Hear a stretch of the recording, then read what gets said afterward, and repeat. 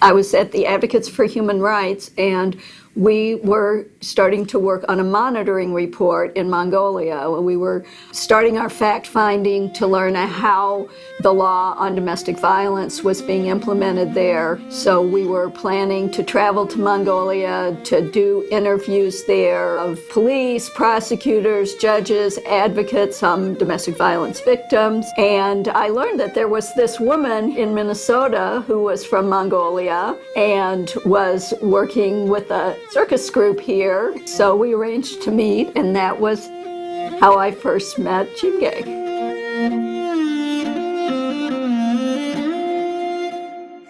За би баг залуугаас ийм хүчирхийлэлд өртөж явж исэн. Ямар ч гэсэн энэ хүчирхийлэл гэдэг бол хэцүү хүний амьдралд байж болзошгүй. Нэг нэгийгээ даралж ингэж дарамтанд оруулж цавж нүдэн гэдэг асуудал бол туйлын буруу.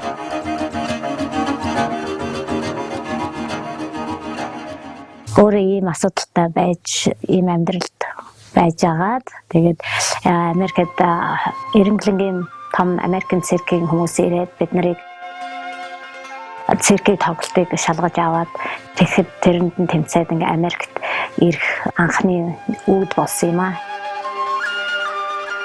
Ингээл бодоод явбал ямар ч гэсэн юу ч хийж бүтээхгүй мэн. Тийм учраас ерөөсөө зоригтой эхлэе гэж одоо тэгээ би хүчирхийлэлсэх төв рүү Улаанбаатар руу имэйл бичээд өөрийнхөө юу хийх сонирхолтойгоо ингээд бичсэн. Тэгээ надад тэр дараа нь имэйл буцаж ирээд захаа ирээд энэ өөрөө чи асуудлыг их дэмжиж байна. Тэгээ хамтран ажиллахад бид нар бэлэн байна гэдэг. Domestic violence is about as prevalent in Mongolia as it is in the world generally. About 1 woman out of 3 will experience domestic violence in any given year. It's really an incredibly high number. And in fact, according to United Nations statistics, 70% of women will experience violence at some point in their lives. Америкийн жижигчдийг Монголд авчиад өнгөө тоглолтыг тэгээд энэ хүмүүст ирсэн үзэгчдэд хандаж нөгөө гарын авлага одоо яаж энэ үйл явдлыг зогсоох уу, яавал ийм хаашаа уцтаж хаана хэнд хэлж зинээс урьдчилах уу, тэгээд ямар хөө энэ байдлаас яаж гарахад бол юу хийх вэ гэсэн мэдээлэл баримтуудыг. Domestic violence happens all over the world. It's worse in some places than in others, but it's not limited to certain social or economic groups. Mongolia is an extremely poor country with few resources, and its people are spread out over a vast area. Their domestic violence law is relatively new, and they're struggling to implement it. So it's not surprising that Mongolia has more challenges in combating domestic violence. Энэ удаагийн тоглолтын маань болохоор хатбуугийн эрдэнэ шимэг ахлагчдаа Мандухайн цэргийн хамт олон хүчирхийлэл эсрэг үндэслэлийг хамтран зохион байгуулж байгаа маань.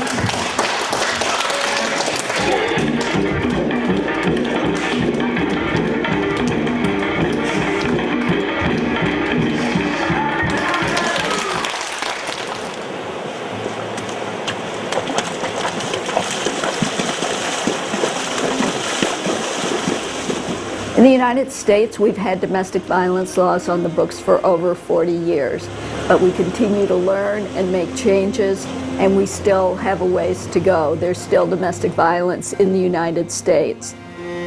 Mongolia has actually taken some important steps to combat domestic violence. In 2004, it passed its law to combat domestic violence, and that law has some very good provisions. For example, and one of the most important, is that it allows victims to go to court and request a restraining order against their abusers. And just this year, Mongolia adopted a law making domestic violence a crime. But despite having these laws on the books, implementation is a huge problem. So although the law allows courts to issue restraining orders, very few women are able to take advantage of that protection. There are many obstacles to a woman getting a protection order, and even if they are able to overcome those obstacles, the orders are very poorly enforced.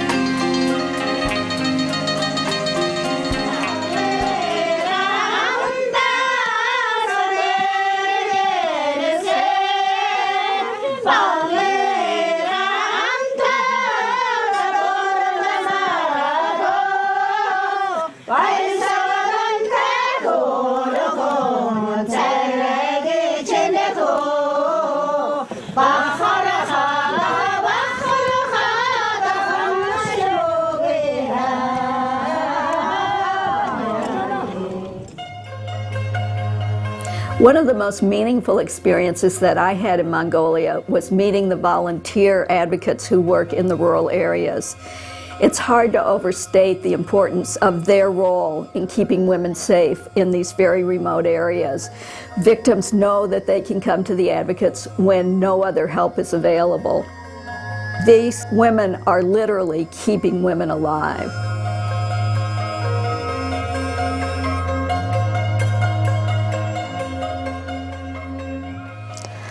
I lived a Mongolian traditional home we called Gir. I lived until 3rd grade with my mom and dad, me and my sister and my other sister, which 5 of us grew up in Gir. And my mom got pregnant, so we moved to apartment in Tarkhang. So I started taking gymnastic classes, and I really enjoyed it. I was really good at it. And after a year and a half, my mom asked me to stop taking the gymnastic class because my mom needed help to taking care of my siblings and cook and clean the house. And so my dad didn't help much on my mom. So I have to stop taking gymnastic. So when I got 16 years old, mom and dad find the letter out in the newspaper saying the auditioning 16 years old boy and girls. My dad take me to Ulaanbaatar to audition for the circus school. There was a 3 days audition. First day they told me to do pull-ups. So I did a pull-ups 1, 2, 3, 4, 5, and they, okay, stop. I'll see you tomorrow. And the next day I came to circus school and they asked me to how to walk and how to hold. They checked the body and wasn't bad. So they told me, so come tomorrow at 10 o'clock in the morning. So on 3rd day I came and I tumbled and you come back in September. So you accept in school. So that's what I get. My circus life started. Ulaanbaatar Circus School, 4 years college. I had Mongolian and Russian best coaches taught me. My father was a heavy drinker, and every time he drinks, even little drink, somehow he make reason to fight or always find some way, give her a hard time, and just many reasons. Food is cold or tea is not enough salt. Even sometimes my dad beats my mom for no reason. Sometimes we protect my mom and stand in front of my mom trying to stop my dad because we are beaten by my father. And it was tough to growing up watching my dad abusing and beating my mom. сайн байна энэ хүүхэд минь одоо гадаа дотоодын хэл мэдтэй дүүнэр ах дүүдээ ч гэсэн одоо ач тусаа өгч байгааг хэлэхгүй байж болохгүй нэ. гэж яваад би их баяртай бүр үнэн зөв ажил гэж бодож байна. Энэ бол та нар ястай бүр зөв ажил хийдэж явна. Хийлийн ажил бол манай оронд аригталтаас болдог нэг. Alcoholism is a huge problem in Mongolia, as it is in a lot of countries in the world, but it's not the cause of domestic violence. Abusers use alcohol as a justification for their violence, but we know that it's not the cause because abusers may go through treatment, may stop drinking, and continue to beat their wives.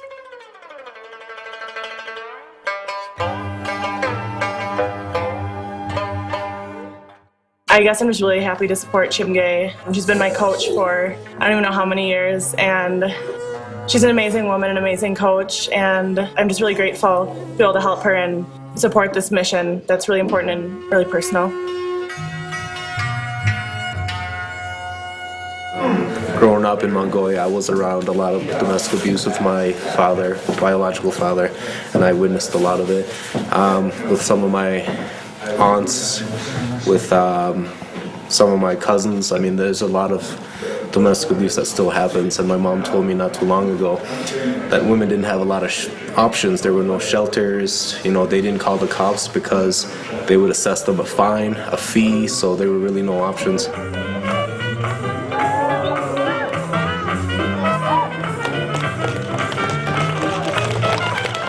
Even though Mongolia has passed these laws that look great on paper, many Mongolian women don't even know that the laws exist or that they have any recourse to the violence. They just think that it's part of life. So the fact that Mission Mandahai is going to Mongolia, going around especially to the rural areas, and both bringing people together through the entertainment, but then educating them about their right to be free from violence is an extremely important service that Chimge is doing.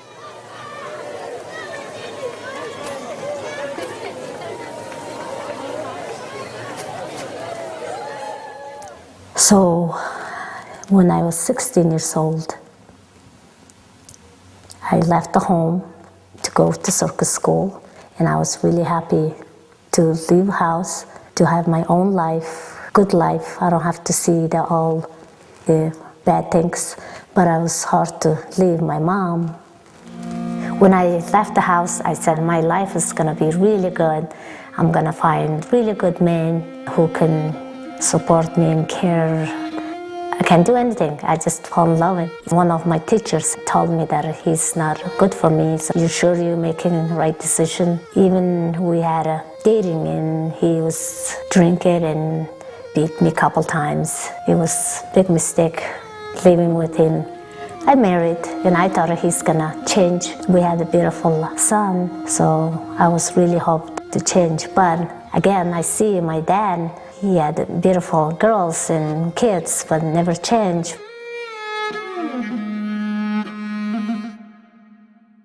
A lot of times victims will think if they get pregnant that maybe that will stop the abuse. And actually it often gets worse after a woman gets pregnant, perhaps because she's more vulnerable at that time. I was taught a couple times, Mike, he's not gonna change. But I asked and he promised me he's not gonna do it again. And then it happens again and again and again. When he drinks, he beats me up. And the one day he was really drunk and came and asked money, and I didn't give him money because I don't have enough money for next day dinner. So get a big fight, and his big hand came to right in my face and broke my right hand side teeth and all this side. Also, I think it's important for people to understand why women don't leave abusive situations. There are many complicated reasons why women stay, and often they're very rational reasons. One of the most important is when a woman decides to leave an abusive relationship, either when she's told her abuser that she's going to leave or when she actually leaves, is the most dangerous time. That's the time when most women are killed, when they're trying to get out of that abusive relationship. And it's because the abuser sees that he's lost control of her, and that's what the violence is all about, is about maintaining control. So I just, again, grew up watching my dad beating my mom, and then I married, again, someone beating me, and so it's really hard. And dealing with him and hoping to change, but when I said, I want to divorce with you, and then he got so mad and he beats me up more, so I'm not going to say that words again because I know he's going to beat me hard, so I stayed in. But one day, the Ringling Brothers, Barnum Bailey Circus, came to Mongolian State Circus to pick the acts to bring the United States to perform, so they picked my acts. Producer, all people who came, they told us just performer, not the wife or husband and kids. I wasn't happy because I really want to take my son with me. They all gave us a contract to sign it. I didn't sign.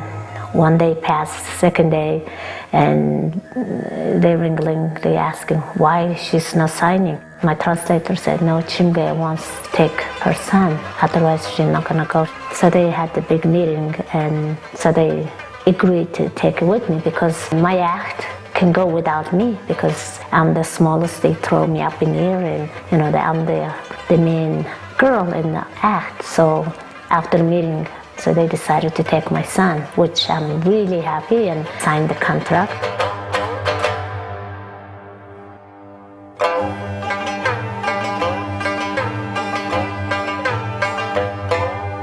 Greatest show on earth, the Ringling Brothers Circus Saved My Life.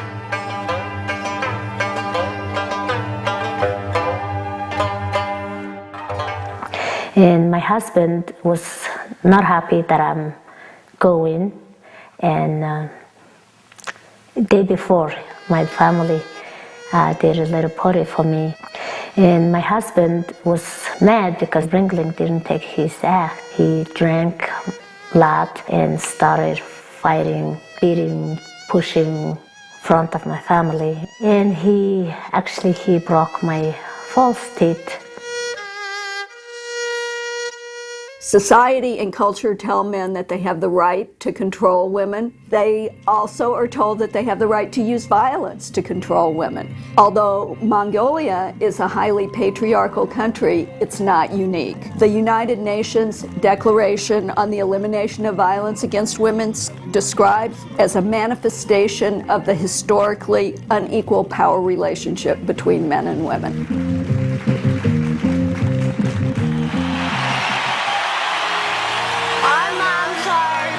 Jumpers and the greatest show on earth.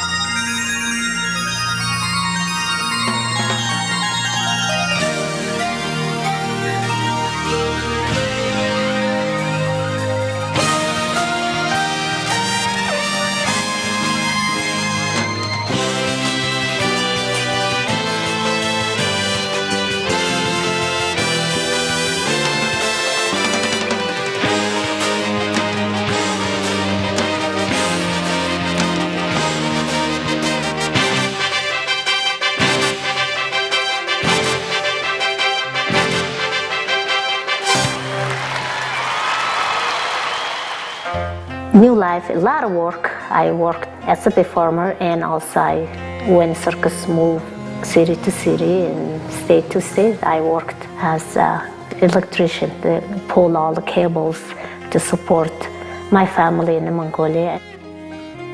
And the performing job, you support me and my son. It was really fun to traveling all over the United States and watching and learning things, and also the important thing is nobody controlled me, and I had stress-free and happy and taking care of my son and saving my money for my future.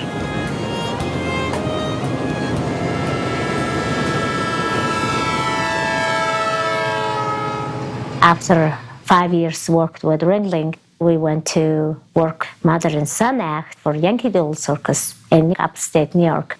So that's why I met my husband, Aaron, in 1997. He's from Minnesota, so we moved to here in Minneapolis. I'm working with the Circus Juventus 14 years now, and I teach a contortion, handstand, coops, club swing, and so I'm really happy, enjoying working there. I have a great husband, son doing great job. I have place to sleep, I have food and friends around me, so I think I'm the happiest woman in the world.